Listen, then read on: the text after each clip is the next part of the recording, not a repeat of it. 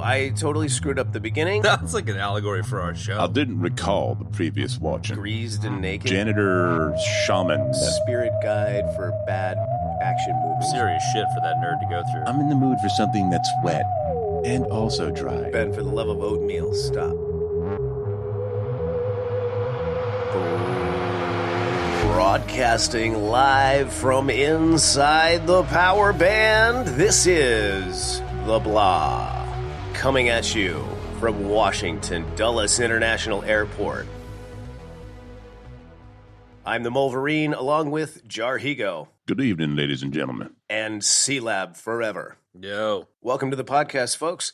This week, we are talking about the titular 1990 classic Die Hard 2, a.k.a. Die Harder, which is kind of a dumb name, a.k.a. Shootout on the Annex Skywalker. Welcome to the show. You didn't say in this episode everybody dies. I didn't? You're dead. Oh.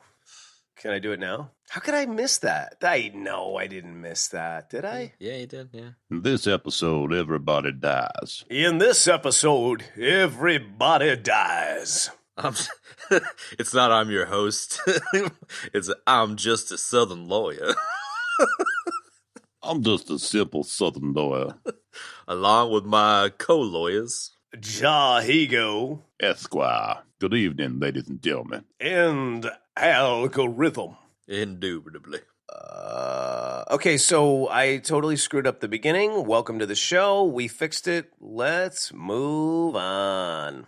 Let's do it. Let's go straight into the... We'll skip all the high level and go straight into the nude karate scene. Ugh. God, what a way to start a movie, man. Right? You want to talk about William Sadler? No. I think we should circle. I think I just wanted to talk about naked karate. Greased and naked? Yeah, okay. Greased and naked. High level. Naked as a jaybird. I will say that, firstly, this film is actually based on a book, which I didn't know. The name of the book is 58 Minutes. It's roughly, loosely based on that. About a guy, the focus is really on more the guy making sure he can, take care of the situation to get his wife's plane down. Obviously they kind of expanded that outward in this movie. So when I was watching it, as many swears as there were, unnecessary profanity, and terrible dialogue, this plot of this film is actually really good. That sounds like an allegory for our show. All the unnecessary swears, profanity, and bad writing, but we're actually a pretty decent plot half the time. Yeah, that is a good allegory for our show. So maybe our show is really... It's like Die Hard 2. Our show is like the worst of the Die Hards. Woo-hoo! Yeah, our show's like the worst of the Die Hards. Yeah. So that said, the plot of this film it's good. It's not bad. It's better than I remembered. Yeah, it's better than I remember too. And the way that, Colonel Stewart kind of does the entire thing, I've really never seen anything quite like that in a movie. It definitely wasn't formulaic. It was new. It was different. And, it had some intricacies to it that you just didn't see coming, which I really enjoyed a lot. That is pretty much where my high level ends. Scene, Mr. Benjamin. Excuse me, sir? Jarhigo, if you would speak for a few moments on this film. Listen, I might be a simple Southern lawyer. I don't know much about anything, but I do know that this movie is the worst of the Die Hard films. I love how you wanted to see how far you could get with that accent, and you haven't broken it so far. Nice. Yes, exactly. I did break it once, sir. I'm sorry. But only once. Okay, I can't keep doing that. Thank fuck for that. I appreciate the dedication, but please stop, for the love of baby Jesus. Well, now that you mention it, sir, I believe I will continue.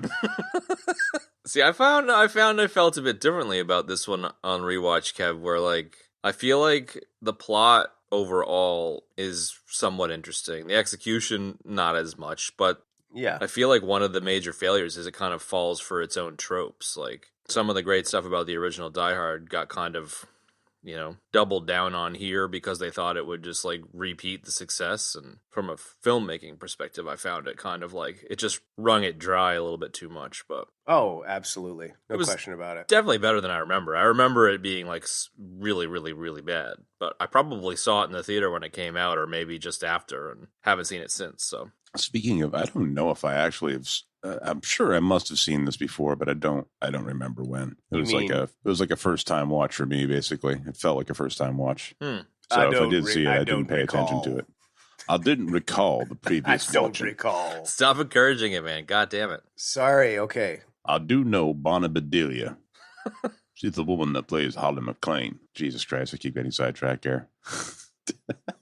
I was amazed this movie made twice as much money as the original Die Hard. That blew me away. It was also, to date, it is the highest grossing Die Hard film, which I thought was... I'm firmly in the camp that everyone went and saw this once and then didn't tell anyone else about it, and that was it, because it was definitely riding on the coattails of the first Die Hard, I reckon. No doubt.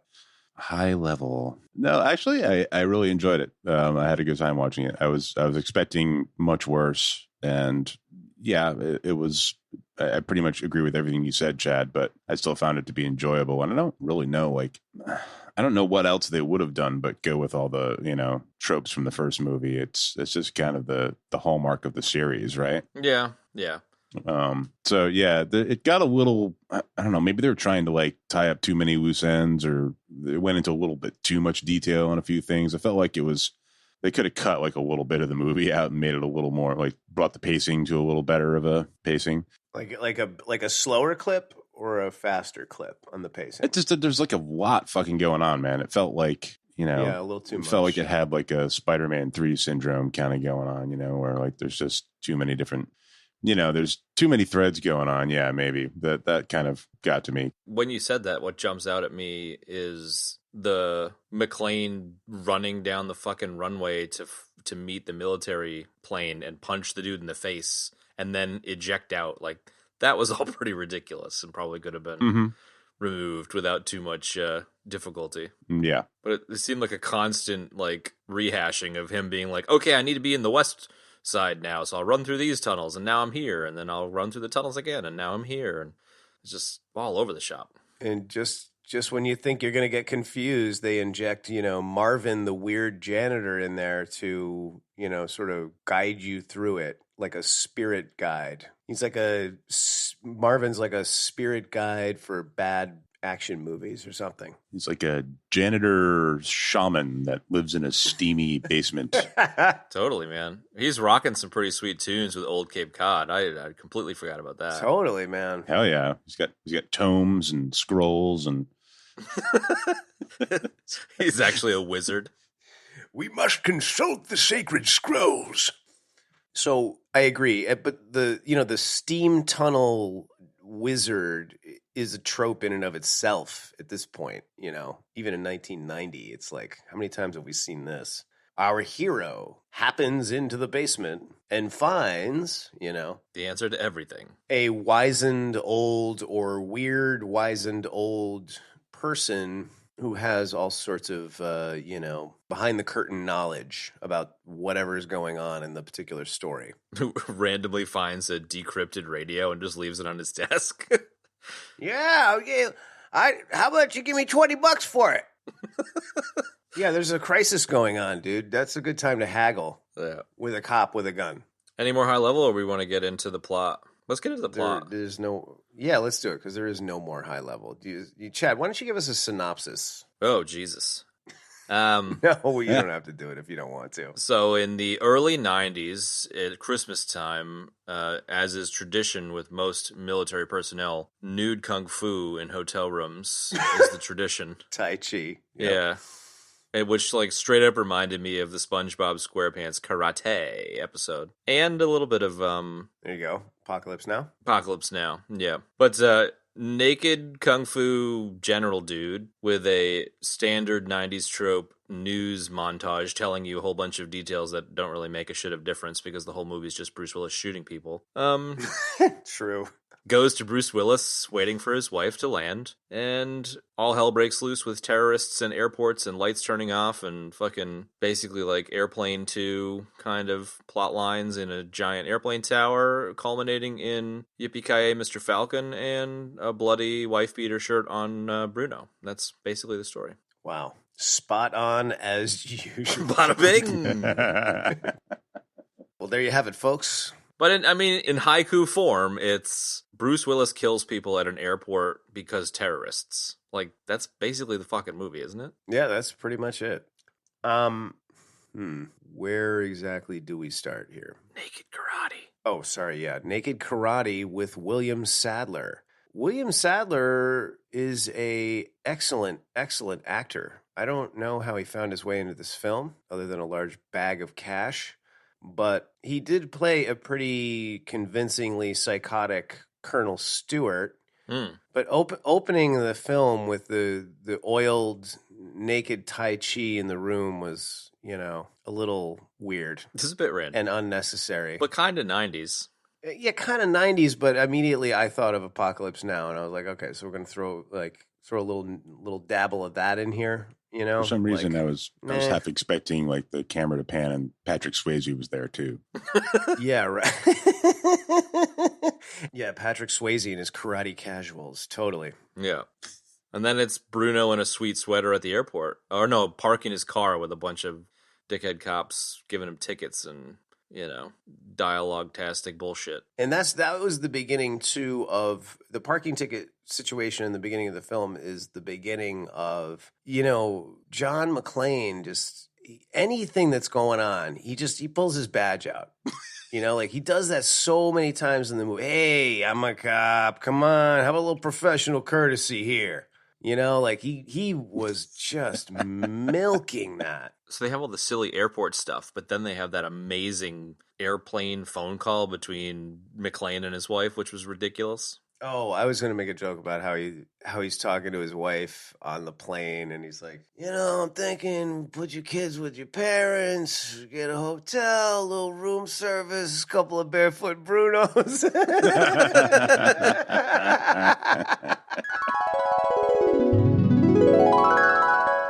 You really want to digress and talk about Die Hard? I just want to acknowledge that it is the best Christmas movie there is. Barefoot Bruno. Barefoot Bruno was some of the best. Man, I really like that, Ben. Barefoot Bruno. That'd be a good Seagrams flavor. Oh, wow. What flavor would be? What flavor would Barefoot Bruno be? It'd have to be a Bloody Mary flavored one, wouldn't it? So you got Seagrams Escapes featuring Jamaican Me Happy, Strawberry Daiquiri Calypso Colada, and Barefoot Bruno. For a limited time only. And for a limited time only, one in every 100 cases of Seagrams Escapes, Barefoot Bruno. Now with more broken glass.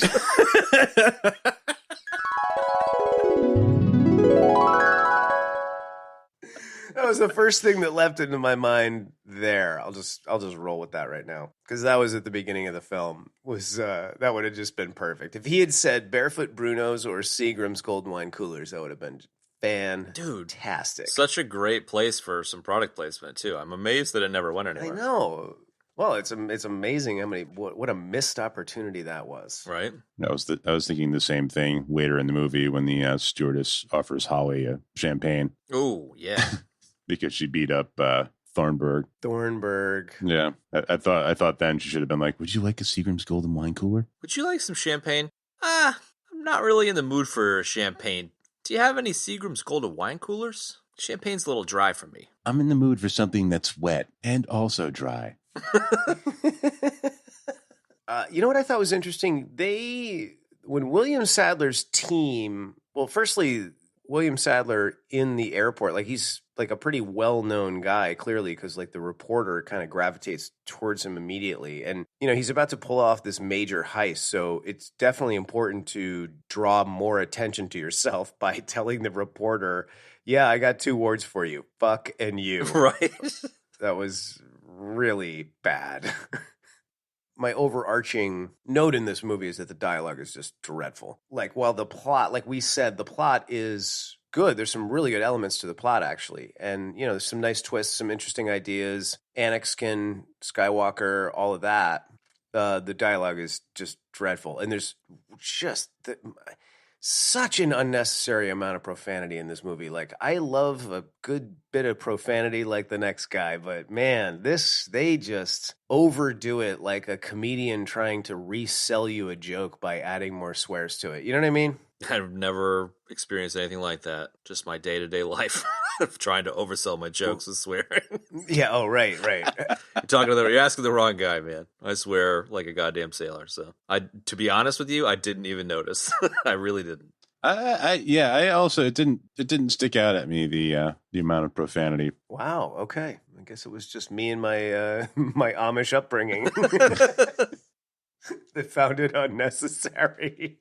Anyway, getting back on track, I really thought that when they get out to the church, they really dispatched the old pastor caretaker guy with an extreme amount of prejudice, which was another hallmark of this film was, as Chad alluded to in the beginning when he was giving the synopsis, just an insane amount of violence, man.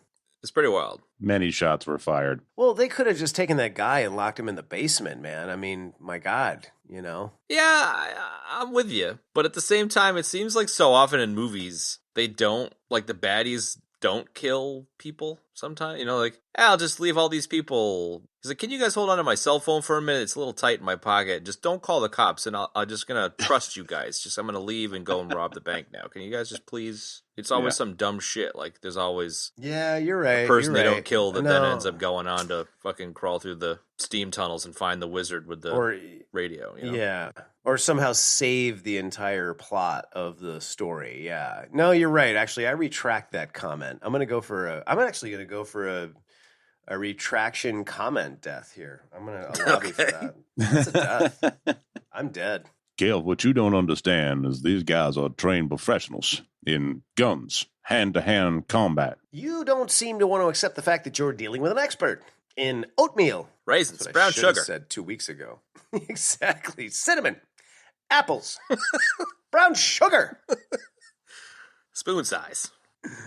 There's something there. I like that. I thought you were going to go somewhere a little different with the McClane getting a ticket, talking to his wife thing, where it was more like his day always gets shittier no matter what he does. Like, he's always just having a shittier and shittier day. And so he's like going to pick his wife up, gets his mother-in-law's car towed, goes and sits down at the table in the bar waiting for the plane to land, and then like notices the shady dudes like moving present bombs under their table. It's like, I'm going to go check that out. Oh, that's where I was going to go next, was that part. Yeah. It's so weird to watch somebody smoking inside of really anywhere now, and he smokes a lot in this movie, and it was just that like kind of, oh, something's up. Yeah. What are you shady guys up to? I'm just going to have a Seagrams, have a quick smoke while I wait for my wife to, whoa, so what's going on over here? Hey. And then flashes his badge to get into the door. Oh my God. Exactly. So that was like incident number 2 of, this is my multi-pass. He knows it's a multi-pass. You ever seen one of these before? It's a multi-pass. It gets me in anywhere. Now open the freaking door. I'm a cop, all right? I can't do a good Bruce impression. Sorry. That's all right. Bear with me. This is, Are you a cop? Negative. I am a meat popsicle. I love how he goes into the luggage area or whatever, and it's even more smoky than the smoky airport, and the dudes are fucking around with whatever they're fucking around with, and he's like, hey, you guys, and they're just like, oh, hey, let's pretend that we're giggling, and then just pull our guns out and shoot at you. It's the trope-tastical thing ever. Mm-hmm. But it also, like, because this has come up numerous times in the various films that we've talked about, is like that when he gets back there, it is a proper steam room, a proper generator room. I mean, there are literal jets of steam coming out of various different pieces of machinery, it was too perfect of the steam room. And then it turns out that we're not in a steam room, we're in the baggage sorting area. Yeah. Which I thought was really strange. And then we're treated to a delicious luggage roller scene, which I don't know. I guess the top, it was like a conveyor belt. Then there's like a top roller that I guess assists in spitting the luggage further down the line once it gets to the top. And then that baddie gets shoved through there by Bruno. And that's one of our first deaths. It's a pretty gruesome death. I love how they have like that. Hey, can we put a giant roller that just fucking ruins everyone's luggage on the end of this line? Yeah, sounds good. And just crushes the dude's head. Well, all the steam, they steam the luggage and then they run it through the roller and it sort of like compacts everything down so they can fit more in the planes. It's like a pasta maker. Yeah, it's just like a pasta maker. No, it's like one of those food savers. Ooh. You suck all the air out. It's like you get a thing of 10 sweaters and then you can make it as flat as a pancake, I could see a Joe Fowler commercial about that luggage roller. Oh, man. Joe Fowler is Joe Fowler here for the luggage roller. You tired of all your clothes being crisp and tidy? Let's crush the fuck out of them with some hot steam in an airport. Tired of bulky suitcases? From the makers of the toilet spare. From the makers of the toilet spoon comes the luggage roller. Oh my god! Yeah, I love that Bruno is so unaffected by that. Dude gets as well obliterated. A dude gets his head crushed by a roller, or gets his face burned off by it, or I don't know exactly what happens, but clearly it's gruesome, and he's just like completely unaffected, just nonchalant. It's like a Play-Doh fucking fun factory. The dude comes out star shaped, and Bruno just grabs another smoke and lights it up. Is that what he does? No, but that's what I want him to do. No, he gets on a bike and goes after the other guy, doesn't he? Yeah. I think that like the cops. Oh, he does. He's riding a fucking bicycle. Bike. That's right. With a bell, bring. Complete with like a basket and a cling, cling, cling kind of thing. But he doesn't even ride it. He's like one-footing it and kind of skating along like he's in 1920s. Fuck. Like he's on a penny farthing. Yeah, he's going to sell a newspaper on his way to kill the baddie. A farthing. Nice name drop.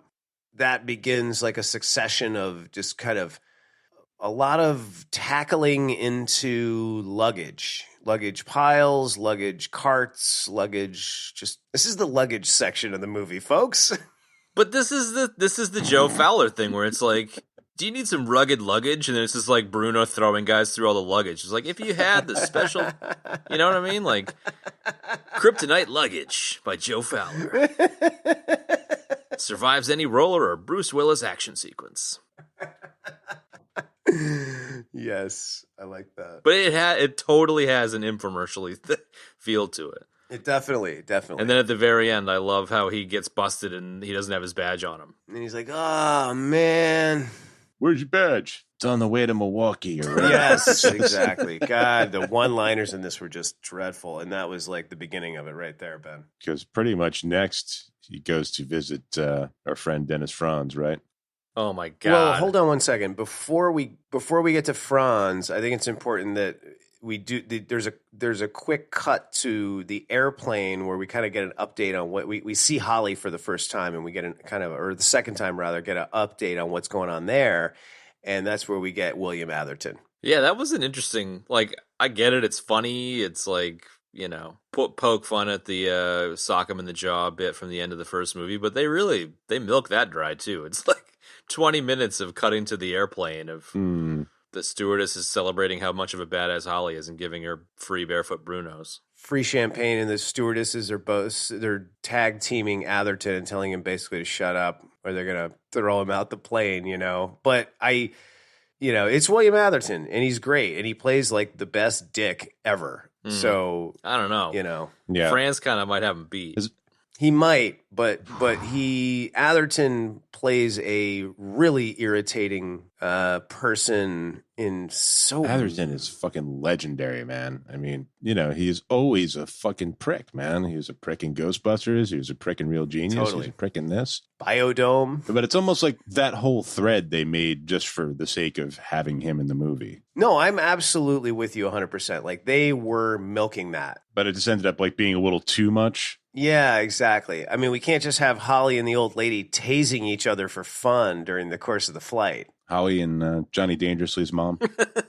That taser moment was I don't know if that was 90s or 80s, but tasers were just like legendary around that time. They were. I love that she was allowed on the plane with that. Right? That was the best part. Yeah, no problem back then. That is an interesting kind of aside where watching a movie about completely lax, non-TSA'd airports was kind of interesting. Yeah, it was very interesting. Just looking back, I mean, because you really get a sense of like the entirety of the airport experience because we see McClane throughout so much of it. I mean, it's like the ease at which he is able to just enter and egress these various parts of the airport with nobody. I mean, there are points where he's going places and nobody is questioning him. He's getting in and out of there, no problem whatsoever, you know? And then just the nonsense that happens on the plane, Chad, you know what I mean? Like, even with him being like, oh, I feel sick. And he goes into the bathroom to like, you know, tell the story over the phone. Yeah.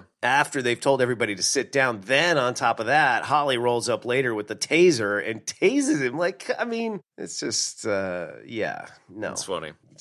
You would never see that now, ever. But that's part of what I kind of liked that. I kind of liked the otherworldliness of it. Right, seeing like a window into the way it was. Yeah, exactly. Yeah, I'm with that, man. Okay, so now you guys wanted to talk about Franz, like he's next. Dude, I just want to say, like, I mentioned in another episode that I get caught up in characters and end up hating the actor, and, like, my fucking God, I hated this guy. I get it. I just wanted to punch him in the face the whole movie. And clearly that's what they were going for, but man, he hit it out of the park. Well, this was when Dennis Franz was on fire. Like, he was white hot. He was on... This was pre-NYPD Blue, I believe. No, this is like as NYPD Blue is going on, because that was the show that blew him up. And then I think he got into this because of that, and, you know, he was just on fire. He was everywhere.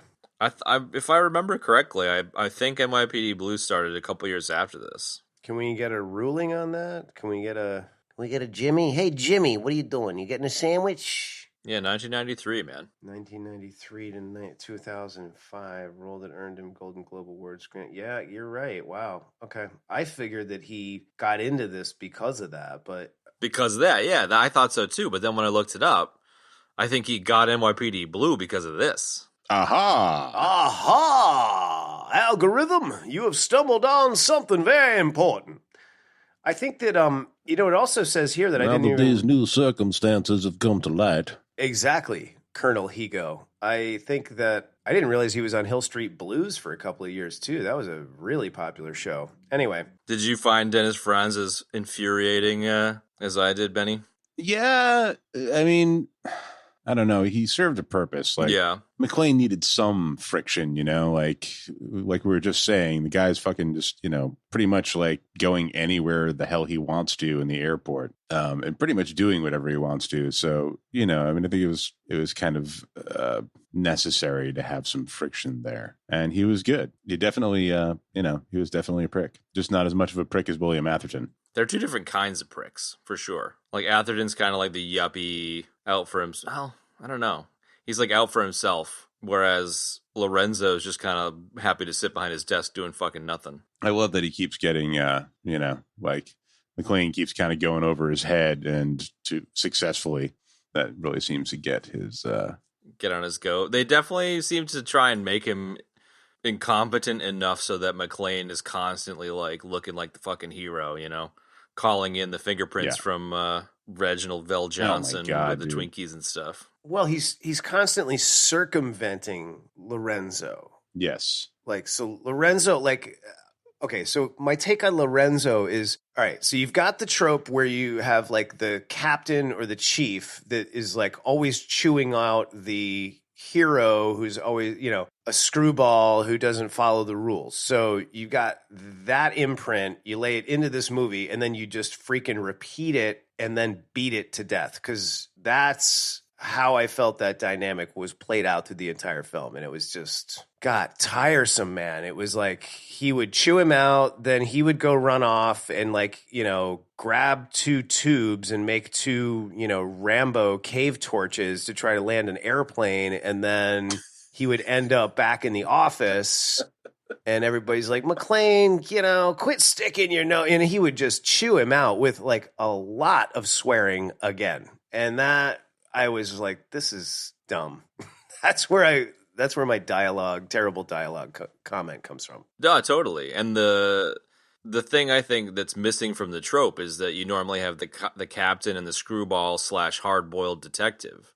And in this case, it's like you've got McClane, who's the fucking super genius, solving everything, and then Lorenzo's just an idiot. Like, if Lorenzo was a little bit smarter, it probably would have sold better. Yeah, I agree. Because you're right. They made him out to be a complete moron. Because, like, every time he was like, no. Yeah, the first time he wasn't going to buy the bullshit, but then, like, they shut down the airport, and he's like, I still don't fucking believe you, you prick. And it's just like, Yeah. It's a little different now, dude. Yeah, and it was just that he was just sort of annoyed that McClane was still sticking his nose in it, and it was very much a vibe of like, we don't need you to help us, you know. And then McClane runs back down to the basement, hangs out with Marvin for 10 minutes, and figures something else out.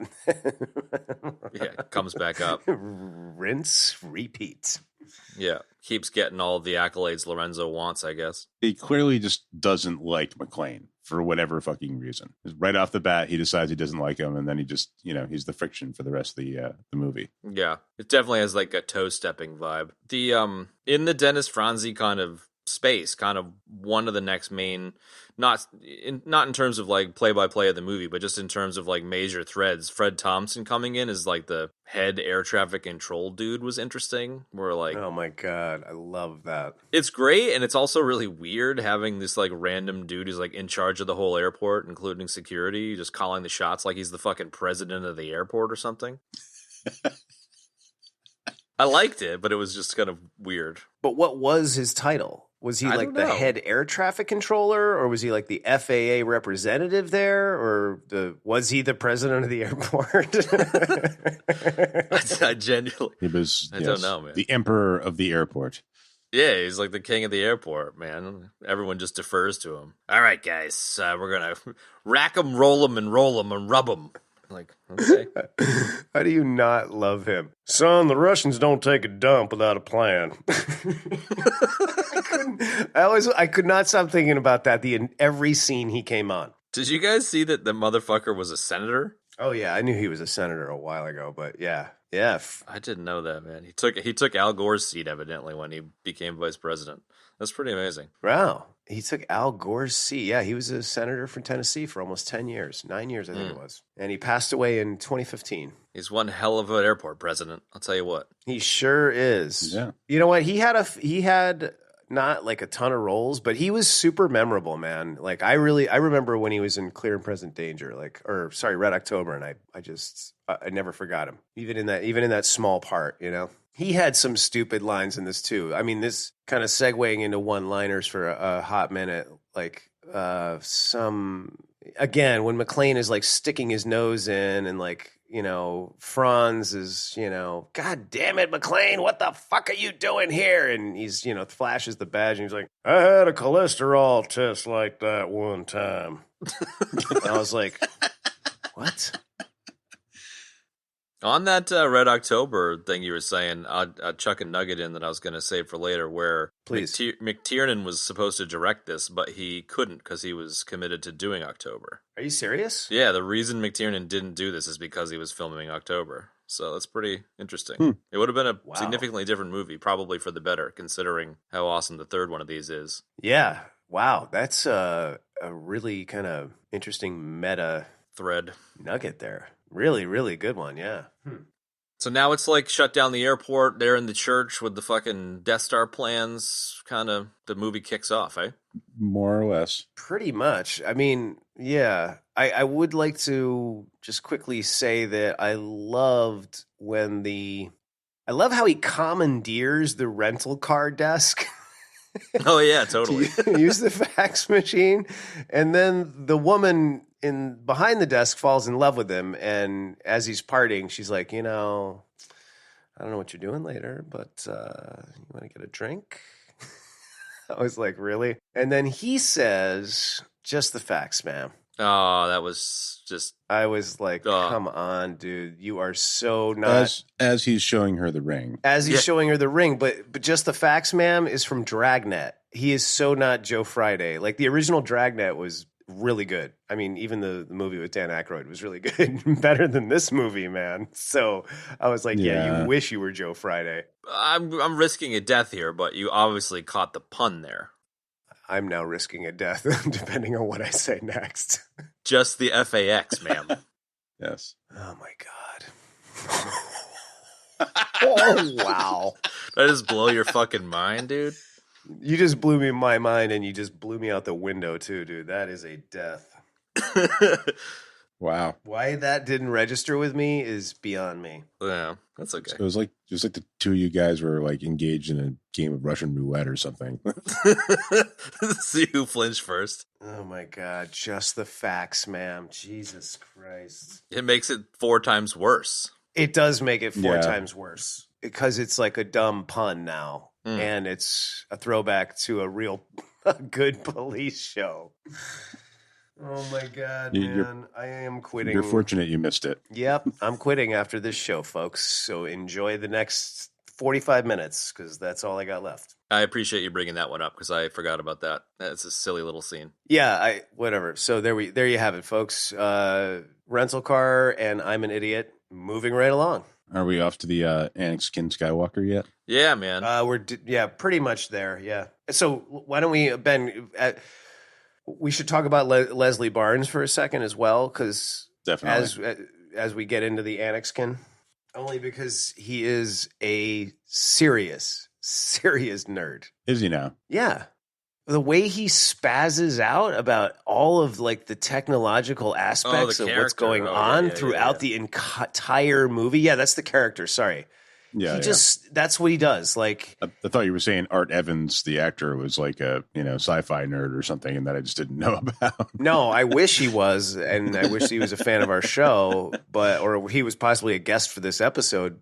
That would have been a cool idea, but no, he plays a completely spazzed out tech nerd. Yeah, hangs out in Radio Shack. Oh man, he's like in Radio Shack all the time. He's got a Tandy computer. He is, because he came up with like 10 solutions to like talk to the planes during the course of the movie.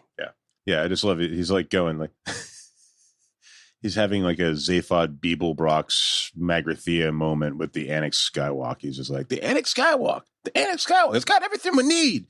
The Annex Skywalk, like Magrathea. I kept looking for Bill Paxton in the control tower there. Oh, fair enough. You must divert your aircraft now. I can't even. What would he say? He would say the opposite. No, he wouldn't say you must land your aircraft. He would say something along the lines of like, if you reverse the polarity on dish number 6, we could go to the Anakin Skywalk and turn this thing on and talk to the planes. Like that kind of thing. No, that's what Leslie would do. I'm saying, what would Paxton say? Yeah, but it's like if Bill Paxton played that character. Oh my God, man. If Paxton played Leslie? Yeah. As far as the plot points are concerned, I kind of feel like the Annex bait and switch is one of the stronger plot points where, you're in the tower and they're like, holy shit, what are we going to do? And, Geordie LaForge fucking says, we'll change this, that, and the other and go to Radio Shack and pick up some transistors and save the day by going to the Annex. And they're like, yeah. And so you're totally on board. You're like, all right, they might actually figure this thing out. And it turns out it was all set up. So I kind of dug it in a way, more than some of the other plot points. I did dig that. And that was what I meant by like the plot is solid in terms of, the overall arc and the twists and the turns in the plot. And the poor bastard just like has his just hand over his head while everyone gets shot to shit and gets pretty much scarred for life with the satellite dish blowing up at the end. Like that's some serious shit for that nerd to go through. Not all the deaths and everything. He just really hated seeing that radar tower get blown up. That's what was bugging him. That's some good equipment right there. Exactly. Yeah. I like how you said it, like inferred that that's a lot of trauma for a nerd. Well, seeing a radar dish get blown up is a lot of trauma for a nerd. I mean, it's like watching somebody dump their J&B in a Chessmaster computer. Chess Wizard. Chess Wizard, yes, sorry. Yes. I found it odd in this scene that like this was the only scene in the movie where they did it like a slow-mo bullet shooting a guy and then him falling through a plate of glass. Like, that was the only slow-mo scene in the movie. Yeah. Maybe, like, I was super pumped to see broken glass for the first time in this movie, considering the hilarious broken glass shit that we riffed on with Die Hard 1. So maybe they were doing the glass throwback. I don't know. I was like, oh, shit. Bruno's going to take his shoes off. He's going to lose his shoes. Oh, I see what you're saying. Yeah. Yeah, maybe. I don't know. I just like when you think about all the scenes that could have possibly benefited from even just a little slow-mo, like why that one? Yeah. I mean, but also the pane of glass, like surely by 1990 there have been enough panes of glass broken in action sequences to know not to do that again. So it must have been intentional. I don't fucking know. Whatever. It was dumb. Did anybody else notice that Bruno apparently really needed like some accuracy SOs or something in that scene? Like he was just rolling around on the floor shooting his gun and just apparently not hitting anything at all. I mean, there's the point he gets under the scaffolding and he's just like, he pops a fresh clip in the gun and fucking unloads it and doesn't manage to hit the dude. It's fucking unbelievable. Yeah, it really is unbelievable. One of the notes that I had, Ben, was that it takes him a full clip to shoot one guy. Yeah. Or he uses a full clip on each adversary. And the rolling around on the floor, like I thought there's something really funny about it. Yeah, no, it was dumb, and I agree with you. I know exactly what you mean too. It's like it's such a dumb move. Like you would never hit anything if you did that unless you were some sort of expert with a handgun. Yeah. It was borderline piss takey. It was borderline police squad kind of thing. Yeah. I mean, it was great. It was funny. I kind of liked it. Yeah.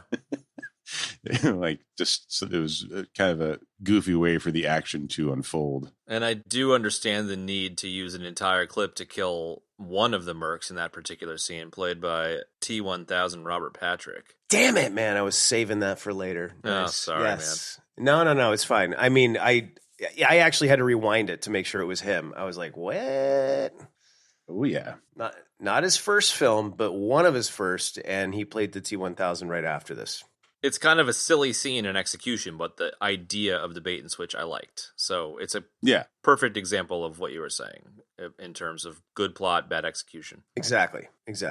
And the name of the Annexkin Skywalker. The Annexkin Skywalker. Well, I love when McClane just jumps on the radio so he can go, "Hey, Colonel, blow me." Yeah. I wrote, good comeback, like that was really great. Yeah, really, really subtle. Good comeback. You're really on top of it. I'm sure his feelings are hurt now, and he's probably going to stop doing what he's doing. Yeah. And he totally eviscerates him, too. He's like, I thought you looked like you were a little out of your league on the Today Show. Yeah, he really gave it to him, man. It's better than, the metal detector line. That was good stuff, man. The fucking lead in your ass bullshit. Or the shit in your brains. Yes. How does the metal detector detect the shit in your brains? The shit is made out of some kind of metal.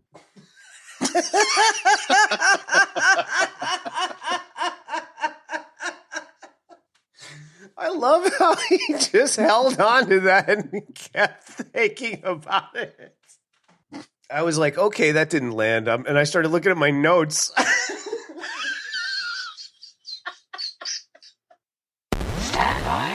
Guys, hang on a second. Folks, we're going to be getting right back to the nerdery in a second, but I just had to take a quick break because I want to thank everybody so much for tuning into the show. We put a lot of work into it, and we really love doing it. And if you like the show, there's a couple of great ways you can support the show. First, you can rate us and review us on iTunes, Stitcher, or wherever you get your podcasts. And you can also tell someone to check out the show. Word of mouth is incredibly powerful, incredibly important, and we really appreciate it. Thanks so much for tuning into the show, and now back to the mayhem. So not long after the Annexkin Skywalker shootout with the T-1000, we get the Generalissimo Landing. After the British plane crashes, the Generalissimo lands his plane, and McClane, I don't remember how he gets out onto the runway that time. He Ninja Turtles out of the sewers. That's right. He does. Oh, that's right. So he went down to ask Marvin. Yeah, Marvin the Wizard gives him the map to how to get to that part of the runway. Jesus Christ. And then he gets up out there. The general opens the door. He shoots the Generalissimo in the arm, and then he gets in the plane. Sadler's guys show up, fill the thing full of lead and literally 10 grenades. And I felt like it took like a half an hour for those grenades to go forever. Oh my God. Right? For him to get, like, he's looking at the first grenade and he's on the ground. And then he gets up, then he gets into the seat, then he straps himself in. Then by then there's 10 grenades in the cockpit, but I feel like the first one would have blown by then. No? I don't know. Definitely. He was dead. He was dead as fuck. It was ridiculous. I love that he like laid on the ground looking at the grenades for like 5 minutes and then started strapping himself in. It was like, okay, Yes. bro. I know. Yeah, hey man, take your time. Take your time. I know it's a tough moment. Take your time. You know, like. But yeah. True ejection death. Mm. It's the quintessential ejection death. Like, this is what happens every time one of us goes on the internet and disappears from the show. Yeah. Yes, 10 grenades explode. Bruno in the ejection chair with an explosion in the background is the mental image you should have when you hear ejection death. Yeah. A really bad CG matte of Bruno slowly coming into the screen. And I definitely remember this being probably one of the key moments in my first viewing as a tween where I was like, this is so dumb. But it's kind of funny now. Yeah. I'll use that as a segue into the introduction of another hero, a man who built a fortune making a hamburger restaurant so close to McDonald's, and yet it wasn't. And that was Cleo McDowell, major in the Special Forces, coming in to take out Colonel Stewart. Absolutely. John Amos, for all the folks that are not following my ridiculous references. Inventor of the Big Mick. I'm convinced that McDowell went to Zamunda and became a mercenary after the events of coming to America. Dude. I mean, who's going to stay owning a hamburger restaurant when your daughter's married to the king of Zamunda? You're going to go and you're going to fucking train and become a mercenary and then, you know, become a bit of a revolutionary. So I think that's what happened here. Aha! Aha! I totally agree with you. That's some great theory craft. I am looking for my son. I was actually going to drop you a Arsenio Hall's Reverend, 8507 Queens Boulevard. I love him getting out the chopper. I was just like, who is? Oh my God, it's Mr. McDowell. He's fucking great. He's awesome, man. He's such a prolific actor. Yeah, he was in, obviously Good Times was like his big thing, which was a great show.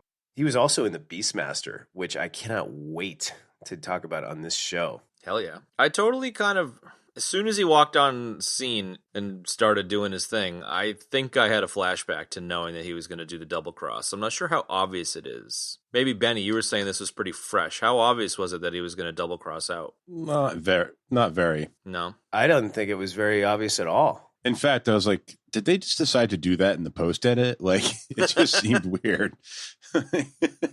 Like, fuck, what are we going to do now?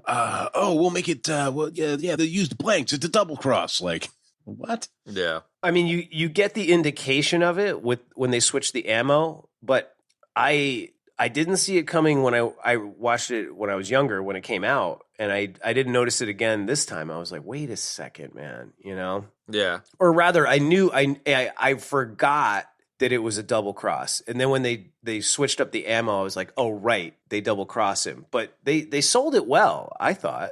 You know, again, good plot and, you know, poor execution. There's actually a lot of really good actors in this movie, too. So, I thought Amos was great. He was probably one of the better ones. Yeah, definitely.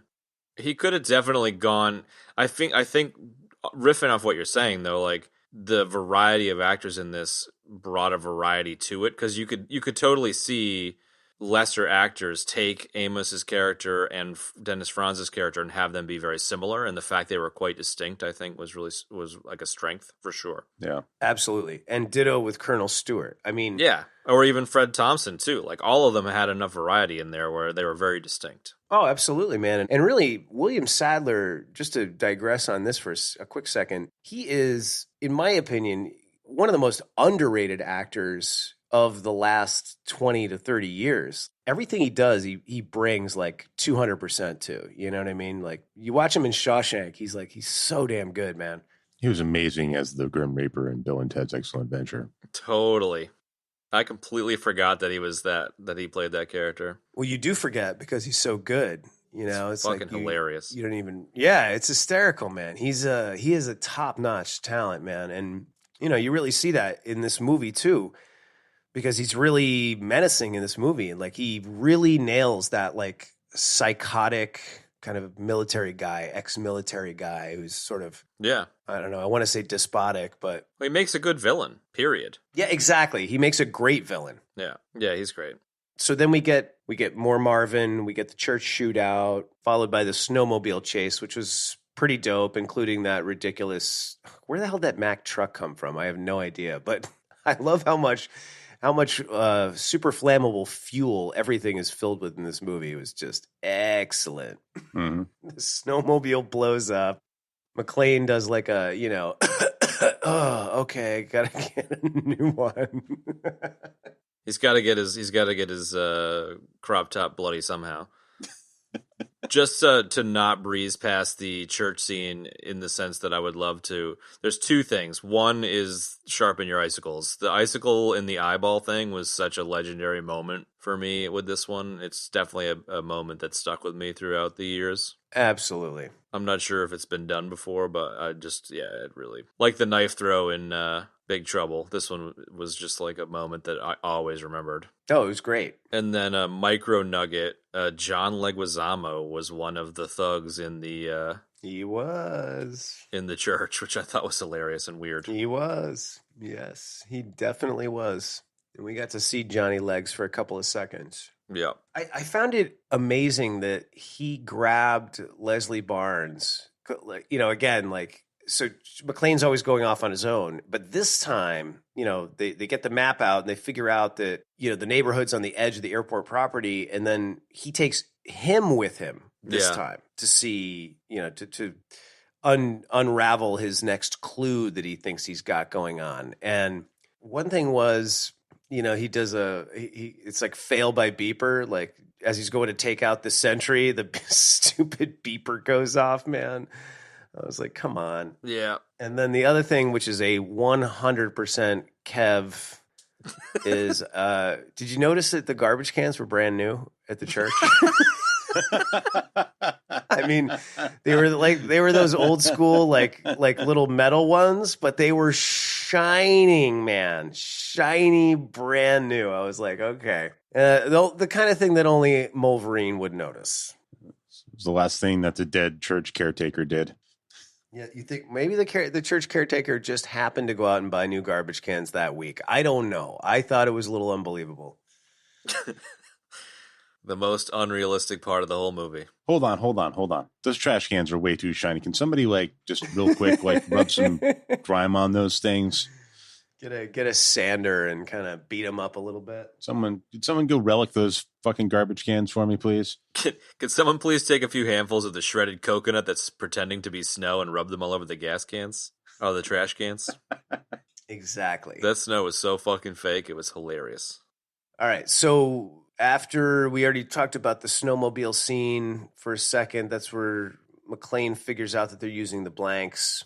And it's at that point, I think it's important to note out that he takes yet another clue to Lorenzo, who just starts chewing him out again. And he just opens fire in the middle of the police thing. And like, what was incredible to me about that was, you know, it was cool for shock value that he's like, you know, showing them that they're blanks. But like, I think probably at least 5 cops would have pulled their guns out and just blown him away. Absolutely fucking blasted him. Yeah. Oh, so dead. No doubt. Right? I think we're discovering that in this episode, Bruno dies. Yeah. Yeah, he really did die there. That was kind of poor. Yeah, that is if he didn't die of the grenades first. I mean, the grenades definitely killed him. Yep. We've all decided that. And then, you know, so somehow he miraculously survives that. But that scene, he definitely would have died. Oh, absolutely would have gotten shot to shit by the cops. No doubt. Bruno death. I'm going to write a Bruno death in my tally today. I don't think we've ever had it where the main character of the film died like we do in their own movie. Oh, this is like almost certainly not going to make it into the show, but I just wanted to say that the scene, I suppose we haven't quite gotten to it yet, or maybe we have, but the scene where, what's his name? The fucking reporter on the airplane. What was his name? Thornberg. The scene where Thornberg calls in and it goes on national news and everyone in the airport freaks out and starts running down the hallway to get out of the airport. Delicious, man. Delicious. The first thing that came to mind towards the end of that is like in the distance, you can just see like the crowd panicking and running out the door, and someone throws a whole bunch of papers in the air. And the first thing I thought was that it was Steven Seagal throwing papers in the air, like in The Office with what's her name. so now every time I see the trope of papers getting thrown up, I'm just going to picture Seagal doing it, and it's going to be the best. Exactly. That was nice. Very nice. Does anybody see Bobby Lupo? Where's Bobby Lupo, man? He's in the airport in Washington looking for Bobby. Exactly. Nice one, dude. That was finally the part where Lorenzo finally got on board with McClane. Like, it took the entirety of this grueling 2 hours to get there. But after he shoots him with the blanks, that's when he's like, okay, come on. It's kind of a funny turning point, but it is very much the turning point for him. It is. And dumb and funny and all of that. But I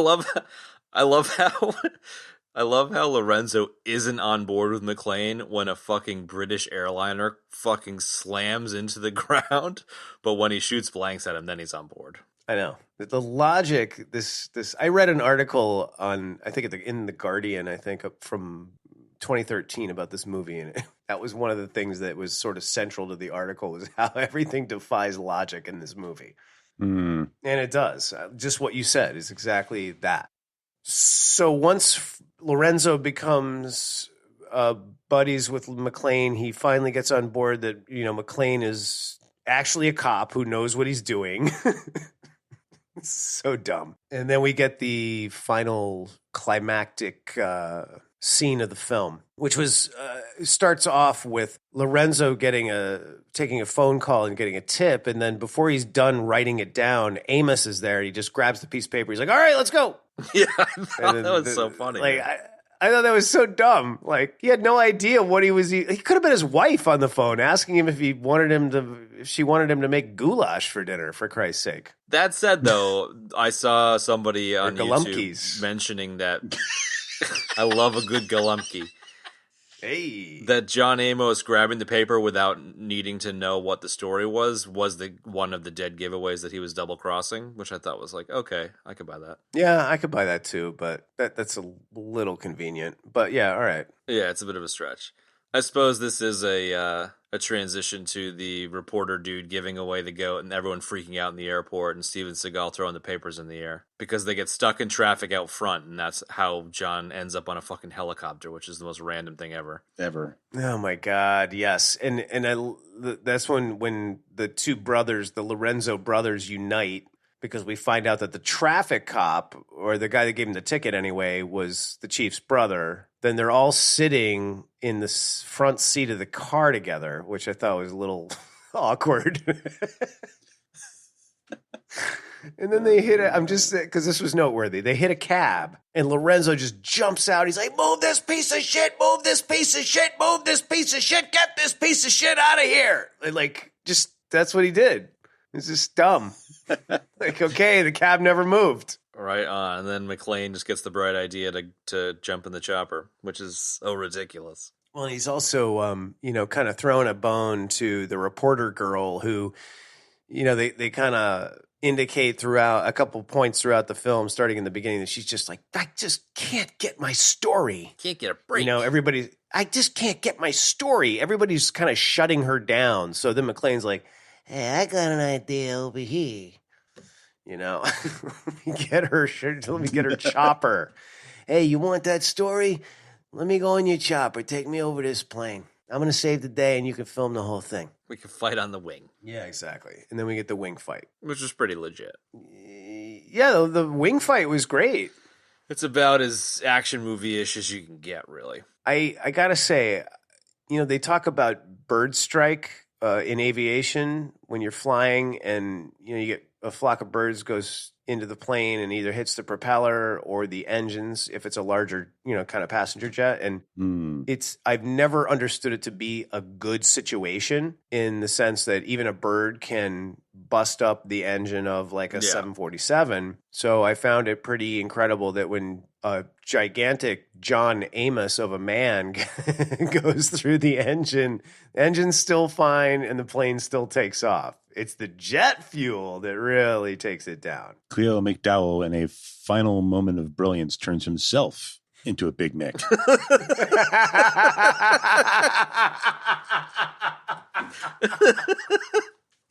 That's amazing. It's like a, life as art piece, Yeah, totally. I just love how he gets turned into a Big Mick and there's just nothing. There is no smoke coming out of the engine. Like everything's totally fine. No big deal. Nothing. No. Exactly. There's just a bunch of raspberry jam on the side of the wing or the engine compartment or whatever. Sir, we've been jammed. Raspberry. Hate raspberry. Is that blueberry? I did enjoy the McClane gets knocked off and then sticks his lighter into the jet fuel and the flame chases the plane. Like, it's so fake, would never happen in real life and retarded, Ever. But no, quite the perfect action crescendo. I love that the plane actually gets off the ground before it explodes too. There's just that moment where you see the flame sort of quickly just jump off the ground to the engine. Yeah. Oh god, yeah. So silly. It was pretty epic, but I'll buy it. I'll buy it for the purposes of the scene. I'll buy it because it was exciting and it was definitely cool, man. It was jet fuel and it was a lighter, so it's a little more.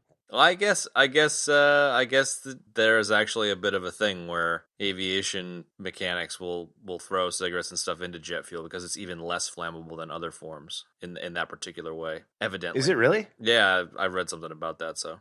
Well then. Well, there you go. Corrected. I love it. Shad was like, I was reading an engineering paper on aviation fuel last night in preparation for the show. Yeah. Was it marine aviation fuel? Definitely, yes. Wait, well, it was type 4, which is amphibious fuel. Possibly my favorite aviation line from any movie. Absolutely. So then you have it, just the quick wrap-up thing that jumped out at me was the ridiculous, McClane staggering after he just rolls over and starts laughing. He just killed 20 people on a plane. Rolls over, starts laughing. Then he gets up and Holly! It was very Rocky. Very, very Rocky. Yes. And then the wizard comes back with a golf cart or whatever, a luggage cart. And it's I'm not cleaning this mess up. Fucking, oh my God. I'm going to be in my steam room drinking. They don't end movies like they used to, eh? They really don't, man. So, there you have it. I have Johnny Dangerously's mom kicks Dick's ass. Oh, yeah. Yep. He's on the ground. Yeah, and walks right over him. Yep. And he's whining on the ground. I got a couple of bits and bobs, but... You want to chuck him into nuggets? Yeah, sure. Nuggets, Kev. You start him up. I had one really good one. At one point, the pilot of Northeast Air, Holly's plane, says, we're over the city. Why don't you see if you can get some TV on? Did you notice that they put on The Simpsons? I thought that was pretty cool. I did. I also, some of these are nuggets, some not. My biggest nugget was that Chief O'Brien was the pilot for Windsor 114 that exploded and everybody died in a fiery ball of death. And no I thought shit. That was fantastic. Was that the same? Did Chief O'Brien get referenced last week? Or was that a different Star Trek? He did. Yeah. Okay. Cool. No, he did. Yeah, he did. Ben said, "Yeah, Chief O'Brien. There was just no Keiko. Hey, because he was talking about Roscoe." So we had Cole Meany as the pilot of Windsor 114. I thought it was great with him doing that straight up Ponzi British accent. Casting an Irishman as a Brit. Yes, indeed. Jesus. I really liked Holly's line about when Thornberg's jotting notes down in the chair, and she's like, "What are you writing your acceptance speech for the Video Sleaze Awards?" I was like, "Wow, who came up with that line?" Give that guy a raise. Exactly. Give that guy a raise. My favorite actual line in the movie was when John Amos says, He says, "No, McClane, I'm just your kind of asshole." I really like that a lot. That's pretty good. It resonates with me as the show's resident asshole. Yeah, there you go, man. Hey, you're my kind of asshole. And then the only other thing was that I really enjoyed, as Chad said, the icicle scene. Shoot your eye out, kid. Huh? You can't shoot your eye out. I love the sly dad joke. Icicle. Hey, kids, look at that. He's got himself an icicle. Just the facts, ma'am. Wow. That was like my worst show moment ever.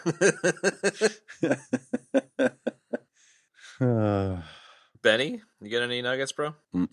Gentlemen, I will recuse myself from nuggets. Okay, sweet. I was really hoping that you guys wouldn't steal one of my key nuggets, which is the reporter that couldn't catch a break. Did you guys happen to pick up that was the donut lady from Umbrella Academy? Oh my God. Oh, damn it. That was so good. No. I knew her from somewhere, but I couldn't place it. Same. I thought I recognized her from another 80s or 90s film. Same here. I was super pumped when I found that one, and I'm so happy you didn't steal that. Excellent nugget, dude. Director Rennie Harlan also directed Cliffhanger, which you guys are probably aware of, which I thought was interesting. Yep. Yes. All right, so I've got two more minor nuggets. One, the general is from Verde. I'm sure you guys picked up on that. Wait a second. That's not true. It is 100% true. Where does it say that? Steven D'Souza was a co-writer of this and co-wrote Commando, or wrote Commando, I believe. And he was nervous about using a South American country for, political reasons, so created Verde. So the general in this is from Verde. It's very clearly said in the movie. And I love that it suggests that both this and Commando now exist in the same universe. And I propose Oh my God, that is awesome. Yeah, I propose that Verde is where the EBD layer resides. Dude, yes, I 1000% agree. I'm surprised you guys missed that because it's pretty clear in the film. You should go. I'll see if I can timestamp when it is in the movie and I'll send it to you.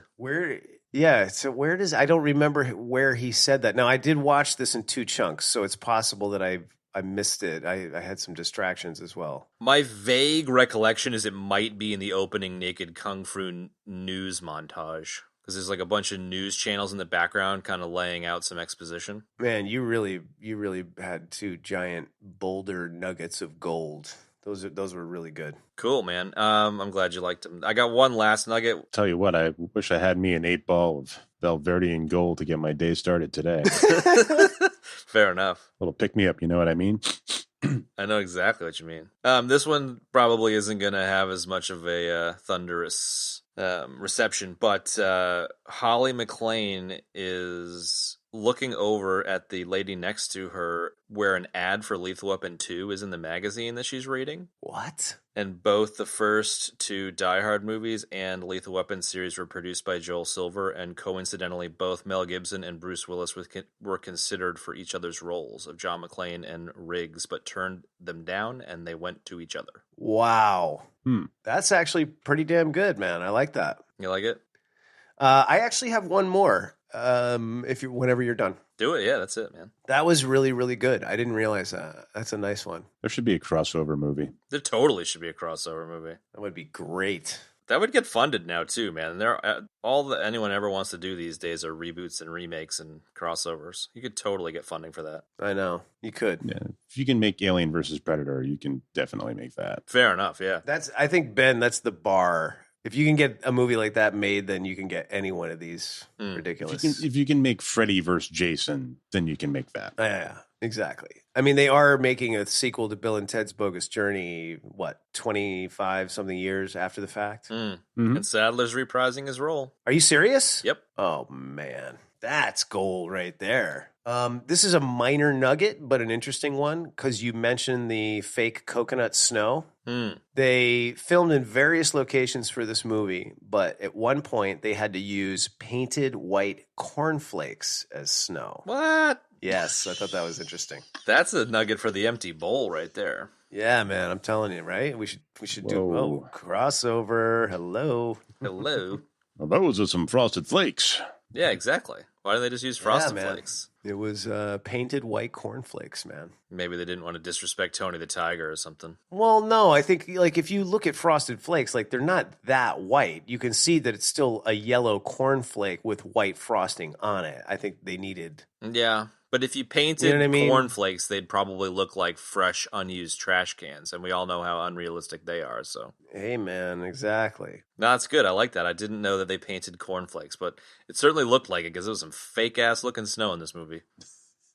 Yeah, there was some. I thought most of it looked like it was actual snow. They must have shot in some snowy locations. I'm going to nugget your nugget and say that Uh-oh. they shot like the scene where Bruno Ninja Turtles out underneath the military aircraft evidently was shot in like 11 locations or something fucking crazy, and they went all around the country chasing snow and they couldn't get it anywhere, so they had like snow machines a lot of times. Correct. Yes. And evidently for the snowmobile scene, they were trying to get snow and they set up a whole bunch of mats and they were getting ready, and then a blizzard came through and then they couldn't film. So they really got fucked on the snow here.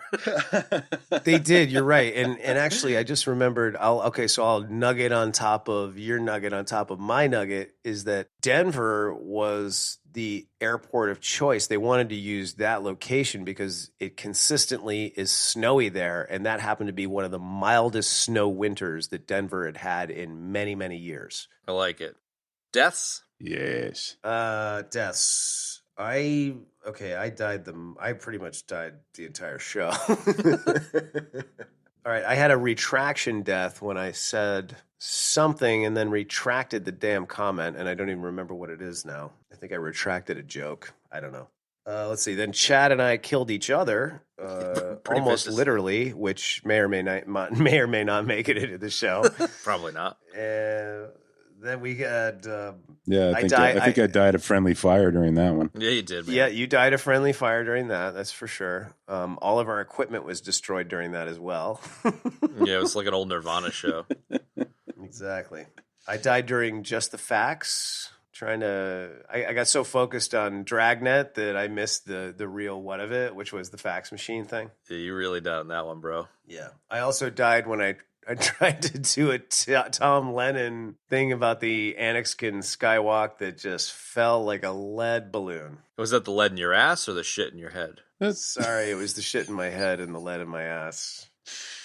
I didn't think it was that bad. It was just sandwiched in between a bunch of other stuff. Yeah, it was all right. I'm still taking it as a death. Anyway, and then Bruno died. Bruno's dead. Twice. This is the first time that a member of the cast has actually died on our show. He deserved it. So he died. He did deserve it. He died on the grenade ejection seat scene. And what was the other one? Oh, the blanks. No, the blanks in the airport precinct. It would have been suicide by cop. Yeah, for sure. Absolutely.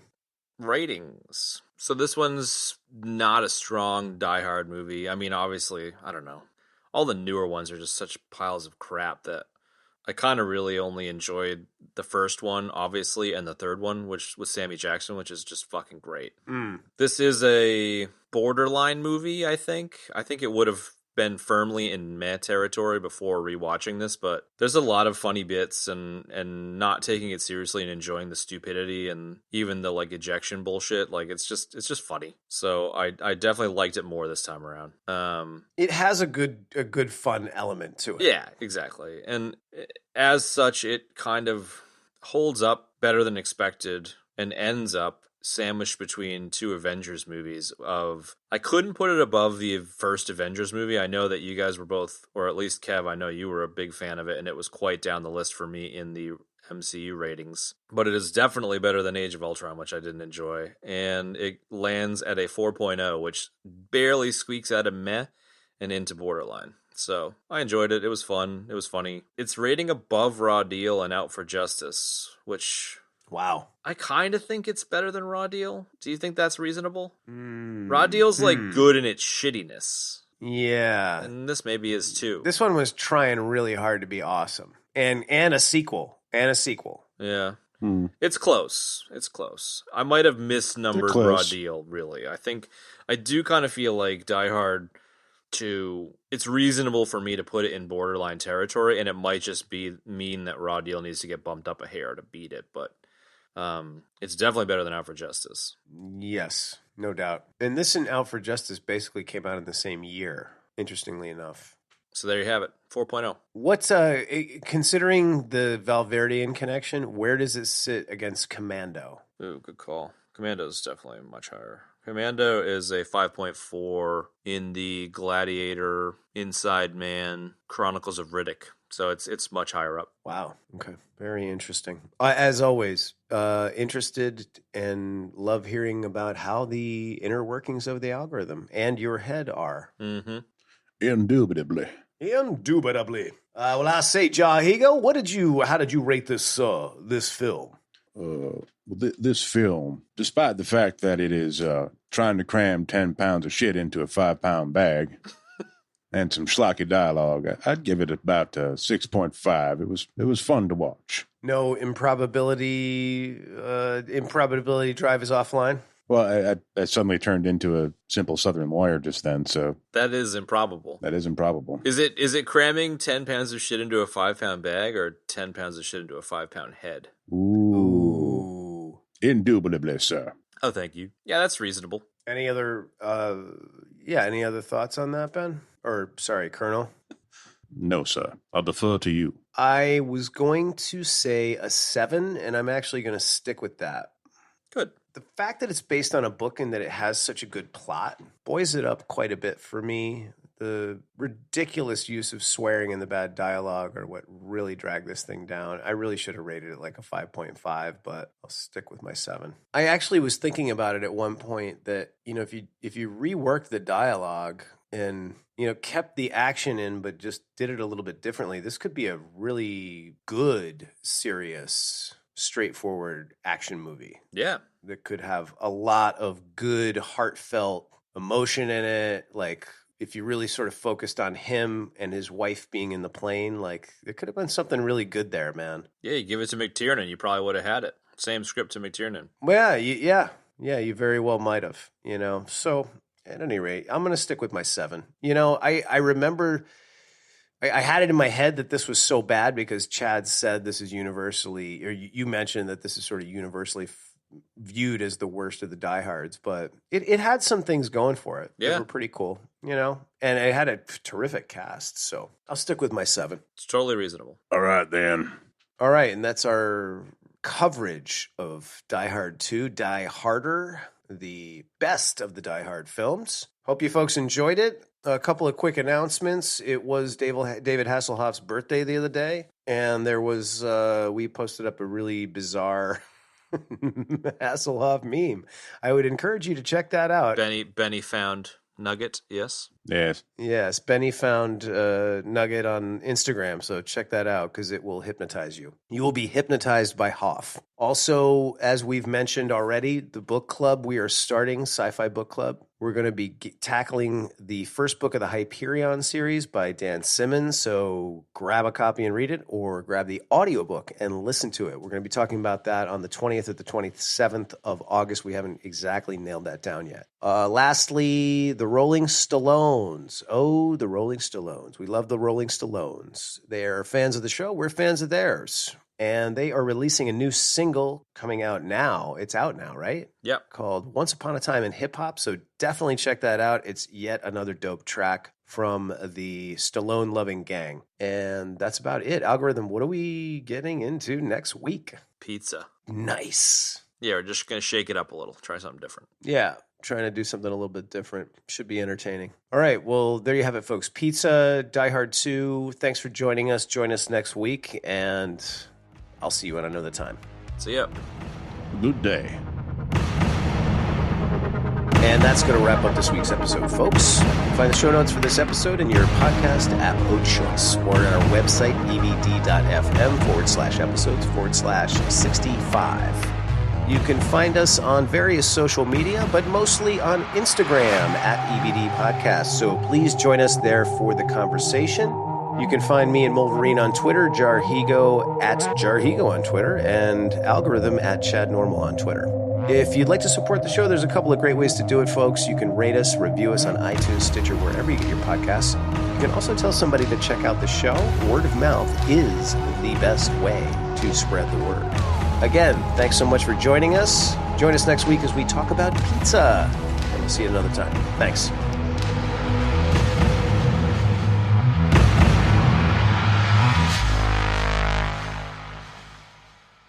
Did I ever tell you about the time? Did I ever tell you about the time that I was sleeping in the basement of a church in Virginia, and a dude found a trash bag full of donuts in the dumpster behind a Dunkin' Donuts or a donut shop, and we just like picked holes in the side of the bag and ate them. It was one of the greatest nights of my life. I think the best part of that is that you picked holes in the side of the bag. You didn't try to cut it or open it. But if you imagine like a humongous clear trash bag full of donuts, like, and you see one halfway down that looks good, but you don't want to go digging through the donut. You just rip a little hole in the side, pull a little fucker out, you know? It's kind of like the gravity drive in Event Horizon. Instead of traveling through all of those donuts, you just fold the space and create a direct avenue to the donut of your choice. Exactly. The space kind of continuum of donut trash bags. It's like a donut wormhole. Yeah. Oh my God. That might be the best analogy ever. I love how a story of me eating donuts out of a trash bag in a church basement is going to stay in the show.